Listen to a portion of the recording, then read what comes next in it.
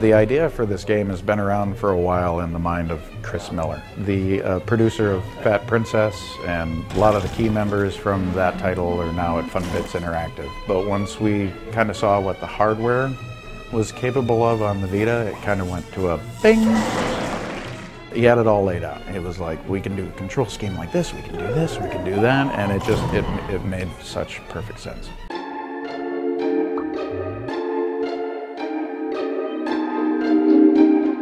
A lot of the questions that we get, people are like, why are you just doing it in black and white? Aren't you afraid that it's going to be lost on a little screen? I'm like, little screen? Have you actually held one of these? And when people hold this hardware in their hands, they're like, oh my God, that screen is gorgeous. So going with a black and white and almost a noir style to this, there's so many grayscales to it. And the black and white, it's just so crisp. And it's got this kind of old, nostalgic kind of a feel, yet kind of a contemporary play set, and it's the best of kind of all of these neat genres just kind of wrapped into one.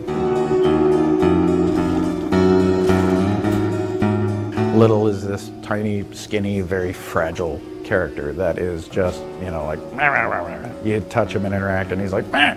Large is just, he's happy to be there, and you touch him and he's like, a little more ticklish. Large can roll through barricades, use his weight to smash through objects.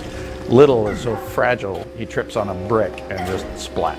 With the front and the back screen, we can do kind of what we're calling a squeeze. Little walks up to the fizzy drink dispenser and he's all jittery and hyper. You actually squeeze him and he just does a speed dash, just shoots right across. I mean, dying is very much a part of this game. Their death toll is on their body. They wear it proudly. Easily seen it go into the double digits, and right now at work I'm trying to make it go into triple digits. I don't know if it can do that yet, but I'm determined to find out.